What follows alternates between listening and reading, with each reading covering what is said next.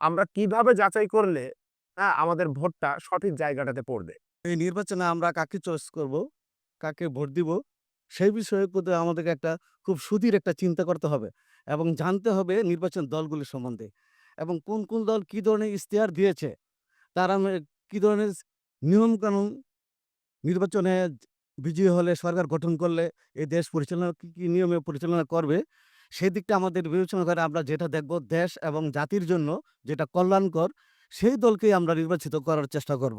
Sucralose থেকে তৈরি স্কোয়ারের জিরো ক্যাল চিনিবাদ মিষ্টি স্বাদ। অভ্যুত্থান পরবর্তী সময়ে যে আমাদের যেই আশা-আকাঙ্ক্ষা এবং যেই স্বপ্নটা আসলে বুনন হয়েছিল প্রত্যেকটা মানুষের মনে, সেইটাকে আসলে বাস্তবিক রূপটা দেওয়াটা এটা হচ্ছে সবার চ্যালেঞ্জ। এটা প্রত্যেকটা প্রার্থী, প্রত্যেকটা যেই দলগুলা কাজ করতেছেন সেটা স্বতন্ত্র থেকে বলি, মানে দলের ব্যানার থেকে বলি, যেই দল যে জায়গা থেকে করবে, সবারই আসলে আল্টিমেটলি হচ্ছে চ্যালেঞ্জ নিয়ে আসলে এবার নির্বাচনে অংশগ্রহণ করা থেকে শুরু করে নির্বাচন পরবর্তী সময় যারা এমপি হবেন, তাদেরকে অনেক বেশি চ্যালেঞ্জ নিয়ে আসলে কাজটা করতে হবে।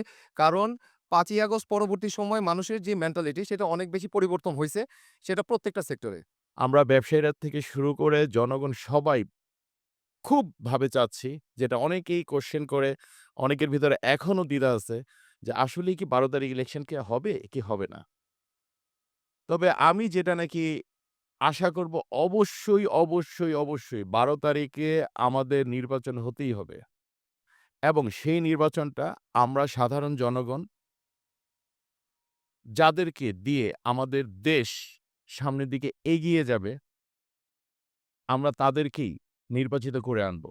যদি এইবার যারা যেই কমিটমেন্ট দিচ্ছে, যদি তারা তাদের কমিটমেন্ট রক্ষা না করে, আমার মনে হয় না ভবিষ্যতে তারা আর সামনে ওই দলগুলি, ওই গোষ্ঠীগুলি আর ওই ব্যক্তি আর ভবিষ্যতে মনে হয় না আসবে। কেন আমরা সবদিকে এগিয়ে যাচ্ছি। এটাতেও আমরা এগিয়ে যাবো না। ভবিষ্যতে যারা কমিটমেন্ট রক্ষা করবে না, তারা মনে হয় না ভবিষ্যতে আর নির্বাচন প্রতিদ্বন্দ্বিতা করতে পারবে।